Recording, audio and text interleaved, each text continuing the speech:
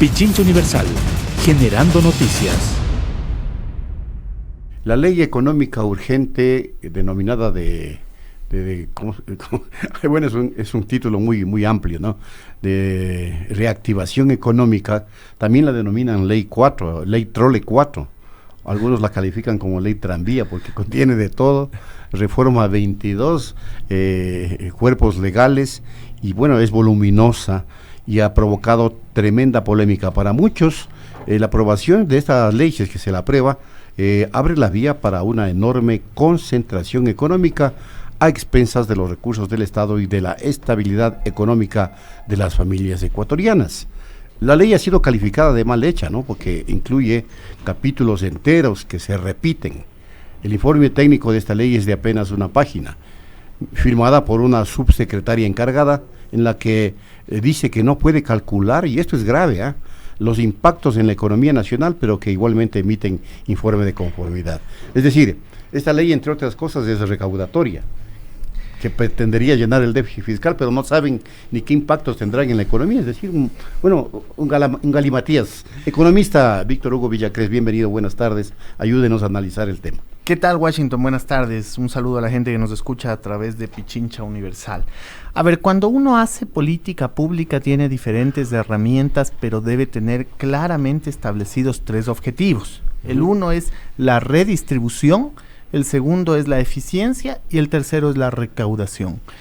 Seguramente la deuda más grande que este país tiene y ha tenido a lo largo de la historia es con los pobres.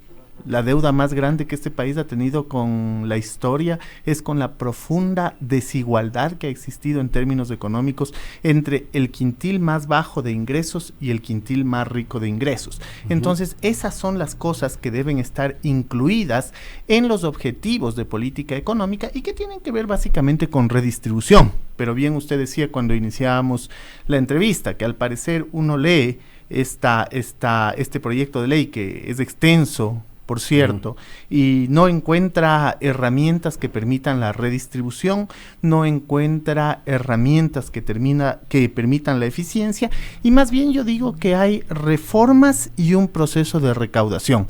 El proceso de recaudación, pues, se tiene estimaciones, porque bien usted decía que no hay cálculos precisos desde el Ministerio de Finanzas, sino que simplemente hay estimaciones de analistas, lo que es aún peor, porque no existe por lo menos una estimación del Ministerio de Finanzas o de los diferentes institutos de estudios públicos que den cuenta de cuánto es la cantidad de dinero que se va a recaudar, pero digamos que en general, en términos de opinión pública, se habla de alrededor de 700 millones de dólares. Entonces, uno dice, sí, en efecto, es una parte del objeto de este proyecto de ley la recaudación, pero desde mi óptica, el principal elemento que trae esta ley es cumplir con el acuerdo con el Fondo Monetario Internacional, y en ese sentido cambia la regulación de muchas de las instituciones que forman parte del control, de la regulación, de la política económica dentro del Ecuador. Una de las cosas que a mí más me preocupa, por ejemplo, es el cambio que se le está dando al Banco Central del Ecuador. ¿Por qué? Porque evidentemente el Banco Central en cualquier economía no dolarizada tiene 3 funciones. La primera es la emisión de dinero, es decir, esta maquinita que ponen en funcionamiento, ya sea pesos argentinos, pesos colombianos, dependiendo del país donde se encuentre. La segunda es la administración del Sistema Nacional de Pagos, es decir, deben pasar todos los pagos o transacciones por el Banco Central del Ecuador. Y la tercera es la capacidad de generación de liquidez, que en ausencia de política monetaria, en ausencia de emisión monetaria, se convierte en una de las herramientas principales en términos contracíclicos para, cuando existe una recesión en la economía, poder hacer frente a esa recesión, sobre todo para evitar perder empleo, Washington. Entonces, desde mi óptica, estamos perdiendo esa capacidad de generar liquidez desde el Banco Central.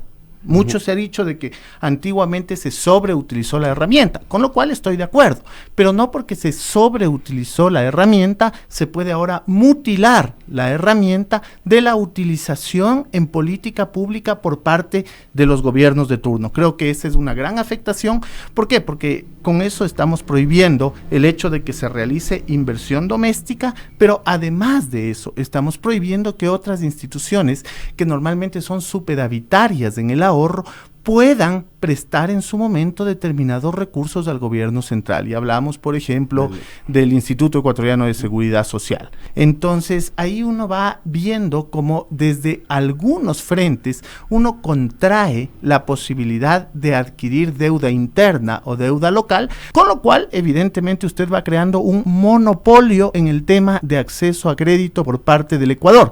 Y ese monopolio es externo. Digamos que cada vez somos más dependientes de la posibilidad de financiamiento externo, sea de carácter multilateral, sea de carácter bilateral, o sea a través de cualquiera otra de las instituciones que podrían prestarle dinero al Ecuador en el extranjero.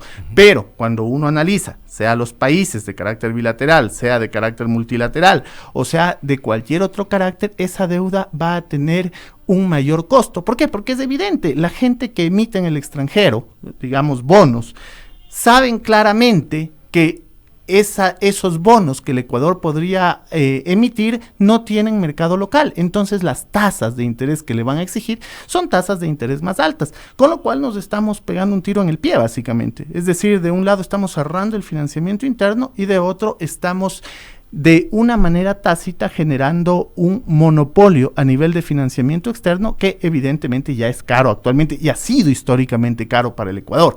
Entonces no veo por dónde van a bajar los precios de las emisiones de bonos, no veo por dónde podría bajar los precios de la deuda multilateral y no veo por dónde podría bajar la deuda bilateral. Quiero decir con esto que nosotros estamos creando un escenario para que el Ecuador en el tiempo tenga que contratar deuda más cara. Desde el Banco Central estamos creando una institución que nuevamente vuelve a ser, entre comillas, independiente. Autónomo. Digo yo, independiente de la política pública, lo cual es independiente de las políticas que deberían favorecer a los que menos tienen, pero dependiente de un grupo de agentes económicos que históricamente manejaron el Banco Central y que seguramente, según dice la ley, y los requisitos que ahora se exhiben para ser parte de esa nueva junta que reemplazará a la Junta de Regulación y Política Monetaria, son requisitos que básicamente exigen experiencia en el sistema financiero nacional. Entonces uno puede tratar de intuir quiénes podrán ser esas personas y además con un nuevo régimen salarial, claro, porque hay que decir que ese régimen autónomo. Exactamente, ese régimen salarial está por fuera del régimen que tendrán el resto de empleados en el sector público. Entonces nuevamente un Banco Central que seguramente estará cooptado por las instituciones a las que está llamado a regular. Ahora, uno de los temores fundamentales de varios analistas ha sido que esta ley, al eliminar el impuesto a la salida de divisas, al dejar de controlar de manera potente la reserva monetaria, puesto que permitiría la salida de divisas del sector también, de ninguna manera va a blindar la dolarización, como dice el ministro de Finanzas. Y ahí está, la cosa se pone grave. Mire, yo creo que hay 2 o 3 elementos importantes en el contexto de la liquidez de la economía ecuatoriana. El primero ya lo mencionamos, el hecho de que ni el Banco Central ni otras instituciones del sector público no financiero podrán generar procesos de liquidez para la economía en términos de recesión. El segundo, que no me parece menos importante, es la eliminación del coeficiente de liquidez doméstica. Exacto. Este coeficiente surgió en julio del 2009, cuando existía una cantidad de recursos por parte de los bancos privados en el extranjero. Y esa cantidad había crecido especialmente durante el último semestre del 2018 y el primer trimestre del 2019. Tanto así que a julio del 2009, el gobierno se vio en la necesidad de poner este coeficiente de liquidez doméstica, es decir, que los bancos que reciben depósitos en el Ecuador estén obligados a invertir, en esa época se hablaba del 45%, por lo menos en el Ecuador. Después ese coeficiente de liquidez fue cambiado. En agosto del 2012 pasó a ser del 60%. Es decir, 6 de cada 10 dólares que se captaban en el Ecuador debían ser invertidos en el Ecuador, aparte del encaje bancario. Pero resulta que si se libera el coeficiente de liquidez doméstica, los bancos podrán hacer con los recursos que son captados en el Ecuador lo que quieran, invertir o en el territorio local o invertir en el extranjero. Se quiere eliminar ese artículo, el 120. Exactamente, se quiere eliminar el coeficiente de liquidez doméstica, lo cual a mí me genera una preocupación real, porque hay que aprender de la historia. Veamos lo que pasó durante el 2006, 2007 y 2008 en términos de liquidez en el extranjero de la banca y el por qué, la razón de ser de cómo se impuso este coeficiente de liquidez doméstica. Entonces ese es un segundo tema. El tercer tema es esta reducción al impuesto a la salida de divisas, que mucha gente, pues de manera muy volantona, digo yo en términos, en términos coloquiales, se siente feliz y dice, voy a poder sacar el dinero. Yo le digo, ¿y usted cuánto saca, señor? ¿1,000 al año? $500 al año, $2,000 al año cuando hace el viajecito. Exactamente, el problema no es ese. El problema es los que sacan millones de dólares o cientos de millones de dólares o miles de millones de dólares. Entonces ahí viene el problema, porque puede afectar la liquidez de la economía, y la liquidez de la economía tiene estrecha relación con el tipo de cambio fijo extremo que tenemos, que es la dolarización. La dolarización se mantiene, yo digo, con 4 aspectos importantes que debe conocer la ciudadanía. El primero es obviamente con la confianza que pueden tener los ciudadanos en el dólar, pero el segundo tiene que ver con una cuenta externa positiva, es decir, una balanza comercial positiva, un resultado de exportaciones menos importaciones positivo, que no hay, un resultado en la cuenta de capitales positivo. Entonces ahí tiene usted la tercera razón, es decir, que ingresen más capitales de los que salen de la economía, y también el tema de las remesas, que el resultado neto de las remesas sea positivo. Entonces usted tiene 4 elementos que favorecen a la dolarización, pero si alguno de esos empieza a cojear, y sabemos que hay alguno que cojea, como el tema de la balanza comercial, también hay temas en balanza de pago, sobre todo en el sector privado, que es preocupante, es decir, no ha llegado la tan cacareada inversión extranjera directa, con lo cual pues nosotros necesitamos cuidar la liquidez de la economía, y esa liquidez debe ser cuidada por un instituto, un ex instituto emisor, un actual Banco Central, que sea dependiente, no necesariamente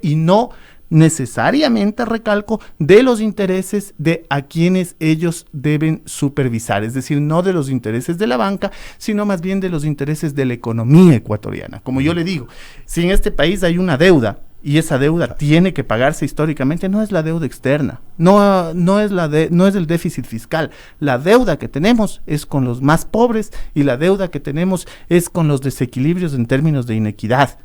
A la economía hay que ponerle un rostro humano. Entonces ahí tiene usted elementos que potencialmente serían un problema para el esquema de tipo de cambio que tenemos, es decir, la eliminación de el coeficiente de liquidez doméstica, la reducción del impuesto a la salida de divisas, todo esto en un momento en que hay una liquidez importante en la banca, porque uno dice, ¿y cómo está la liquidez de la banca? Bueno, bordeando el 24% en el 2019, entonces hay liquidez en la banca, y uno dice, bueno, si es que hay liquidez en la banca, y por otro lado están retirando el coeficiente de liquidez doméstica, no hay que ser Tony Camo, ni hay que ser ninguno de los agoreros que existen en el mundo para saber por dónde va el esquema que se quiere utilizar. Otra cosa que a mí me preocupa mucho es que de un lado al Banco Central se le prohíbe invertir las reservas que los bancos ponen o depositan en el Banco Central, y de otro lado se está retirando el hecho de que esas reservas no generen intereses para la banca privada. Me explico. A mí me suena a que quieren que las reservas de los bancos estén guardadas en las bóvedas del Banco Central, pero que se pague un interés por eso. Entonces, normalmente, si ese dinero está en las bóvedas, no se puede pagar un interés. Claro. Entonces, a mí sí me preocupa, ahí se habla de que se retire ese elemento que es importante, y que es que las reservas que los bancos depositan en el Banco Central no generen intereses.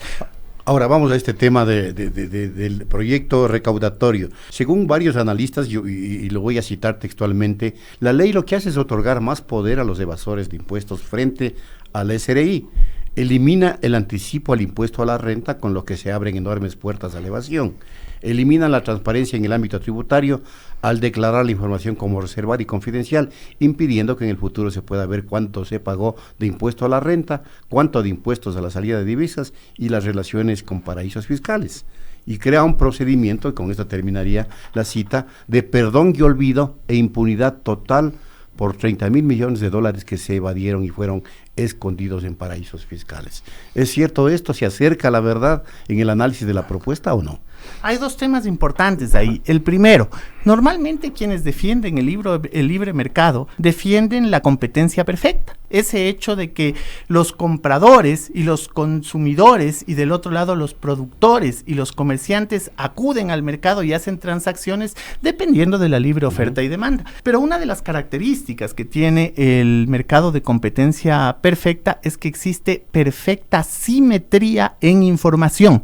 Es decir, que los agentes económicos están perfectamente enterados de cuánto costó producir en el caso de los compradores y en el caso de los vendedores de cuánto estaría dispuesto a pagar el comprador. Pues uno de los elementos importantes para que exista esta competencia que tanto anhelan quienes defienden el mercado es que exista transparencia en la información, y uno de los elementos que a mí me parece que también es distorsionante es el hecho de que uno no pueda hacer lo que hace hasta el día de hoy, digitando el número de cédula, los 2 apellidos, usted puede saber exactamente cuánto he declarado yo en impuestos, desde cuándo he declarado impuestos y si estoy al día en los impuestos. Entonces eso es transparencia en la información, y la transparencia conduce a tener una economía más saludable. Después usted tocaba un tema que es realmente preocupante, y es este tema de tratar de legalizar aquellos capitales que de forma ilícita han sido, o bueno, podríamos decir que algunos de forma lícita, otros de forma ilícita, pero no vamos a poder distinguir. Y sin embargo, aparece una ley que va a permitir la repatriación de todos esos capitales sin saber de dónde van a provenir. Va a ser muy difícil identificar, los billetes no están marcados. No vamos a saber si un billete proviene de la corrupción, si un billete proviene de un acto honesto, que también puede ser, o si el billete proviene de algún proceso de negociación o emprendimiento. Nada de eso va a estar claro. Simplemente es una ley que va a permitir traer los capitales, y eso me parece que es meter todo en un gran saco para que muchos capitales mal adquiridos puedan regresar en condiciones favorables al país, así como también lo harán ciertos capitales que en efecto han sido honestamente trabajados. Pero lejos de crear un ambiente saludable, desde mi óptica, en términos impositivos, porque la imposición debe ser progresiva. El que más tiene debe pagar más, el que menos tiene debe pagar menos, y a través de ese tema de impuestos, usted puede hacer política pública para mejorar la calidad de vida de quienes hablábamos al inicio de esta entrevista, de aquellos que menos recursos tienen, que es la deuda que tiene el Ecuador. Porque yo escucho a mucha gente que habla que la deuda es impagable. Estoy de acuerdo, la deuda es impagable. La deuda con los pobres, nos faltarán décadas para poder cubrir esa deuda que tenemos. La deuda de inequidad, esa es una profunda deuda que ha causado muchos problemas en el Ecuador. Dice uno de los economistas más célebres, digo yo entre comillas, que ha tenido el mundo hispano, Mario Moreno Cantinflas, dice: yo no quiero que se terminen los ricos, lo que quiero es que se terminen los pobres. Y entonces voy a trabajar para una sociedad en donde los pobres puedan tener una educación de calidad pública, una salud pública de calidad, en donde puedan tener previsión social adecuada, pero de calidad, de tal manera que sea libre elección de los ciudadanos si quieren una educación privada o no pública, pero que sepan que van a tener las mismas capacidades, que sepan que van a estar sometidos a un mismo nivel de educación. Y eso es lo que actualmente no está pasando, y por eso hay que trabajar todavía. Última parte, por forma presupuestaria se consideran ingresos que no están siendo calculados adecuadamente. Inclusive se dice, y lo dijimos al inicio de la entrevista, no se miden exactamente los impactos que podría generar esta ley. Hay ingresos por una eventual privatización de algo, pero no se dice de qué. Consecuentemente, ¿en qué ayuda la aprobación de esta ley a inclusive consolidar lo que pretende el régimen, ¿no?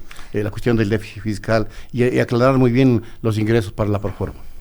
Mire, Washington, va a ser muy difícil, si es que no existe una cuantificación y estudios previos, el poder determinar en cuánto realmente va a ayudar esta ley. Yo lo que sí siento es que cumple con los acuerdos que existían con el Fondo Monetario Internacional en cuanto al tema de la independencia del Banco Central. Le quita mucho la capacidad de regulación a la superintendencia de bancos, y ese es un tema que a mí me preocupa también enormemente. Sí, señor, y es que le quita capacidad de regulación, tiene todo el derecho a quejarse. Me parece que es sano advertir que le está quitando capacidad de regulación. Y entonces uno ve que reforma cuerpos legales en términos de restar regulación, es decir, en términos de caminar a esto que de libertad podría transformarse en libertinaje, y hay que tener mucho cuidado con eso. Y no es en términos reales un elemento que nos permita siquiera cumplir con uno de los objetivos que creo que tenían inicialmente, que es el objetivo de recaudación. Acuérdese además que los ingresos permanentes son aquellos que sirven para financiar gasto permanente. Entonces usted no puede poner un impuesto por 2 años, por 3 años, y con eso financiar salud o educación. Y hay mucha gente que paladinamente dice, no, pues cambiamos la ley porque han dejado haciendo. Esto de que los ingresos permanentes financien gastos permanentes es una ecuación teórica que viene del inicio de estudio de finanzas públicas. Es casi como decir que van a cambiar a la demanda y le van a poner pendiente positiva. ¿Y por qué van a poner? Porque por ley se puede hacer todo. Mire, el papel aguanta todo. Lo importante es que seamos sensatos al nivel del análisis. Y entonces, si el ingreso permanente sirve para financiar gasto permanente, el gasto en salud, el gasto en educación, el gasto en bienestar social es gasto permanente y tiene que ser financiado con ingreso de carácter permanente. Entonces lo que sí podemos hacer es reformas estructurales al sistema impositivo para que aquellas empresas que tienen una mayor cantidad de utilidades o han tenido históricamente aporten un poco más. Sí se puede hacer una reforma para que varios impuestos, por ejemplo, que tienen carácter regresivo, me parece muy interesante, algo que pasa en algunos países, que es así como hay el Black Friday y hay el día de IVA cero, mensualmente el día de IVA cero o trimestralmente el día de IVA cero, en donde se dinamiza el consumo. Hay que hablar de empleo, hay que generar formas adecuadas de que el empleo pueda dignificar a las familias ecuatorianas, empleo digno sobre todo, empleo con afiliación a la seguridad social. Entonces creo que hay elementos que son importantes en términos de eficiencia, en términos de redistribución, que no se están discutiendo en la ley. Como usted decía, el presupuesto que acaba de enviarse a la Asamblea me parece que es un presupuesto que tiene ingresos sobrevalorados y gastos subvalorados. Entonces, en los gastos, por ejemplo, se habla de 1.300 millones por el tema de la seguridad social, del 40% de la seguridad social, cuando sabemos que este año se va a gastar más de 1.600 millones en eso mismo, es decir, en la seguridad social. Lo que quiere decir que seguramente el próximo año habrán más jubilados, se gastará más, será cerca de 1.700 y se está considerando solo 1.300 millones. Ahí ya sabemos de plano, sin hacer un estudio muy sofisticado, sino simplemente basándonos en el análisis histórico de cuánto ha gastado el Estado en ese 40% y proyectar un año no es muy difícil. Les comento, es hacer una regresión lineal por mínimos cuadrados ordinarios y ver el siguiente periodo. Eso no parece muy difícil de hacer para nadie de los que esté trabajando dentro del Banco Central o del Ministerio de Finanzas. Entonces podrían poner una cifra mucho más real. El precio del petróleo es un tema que también sabemos que tiene muchos vaivenes, entonces es preferible ser cicateros o ser austeros en el precio que estimamos del petróleo. Y después, claro, ponemos algunas ventas que no sabemos si se van a realizar o no se van a realizar. Y aún así, seguimos mandando un presupuesto desfinanciado. Definitivamente. Bueno, muchas gracias al economista Víctor Hugo Villacrés, que como siempre nos ha ayudado a orientar a la ciudadanía de un tema que a veces es tedioso para el entendimiento ciudadano, pero que de todas maneras, explicado de la manera como lo hace Víctor Hugo Villacrés, entendemos pues facilita la comprensión. Muchas gracias nuevamente a Víctor Hugo Villacrés. Hacemos la pausa. Pichincha Universal. Aquí se escuchan bien las noticias.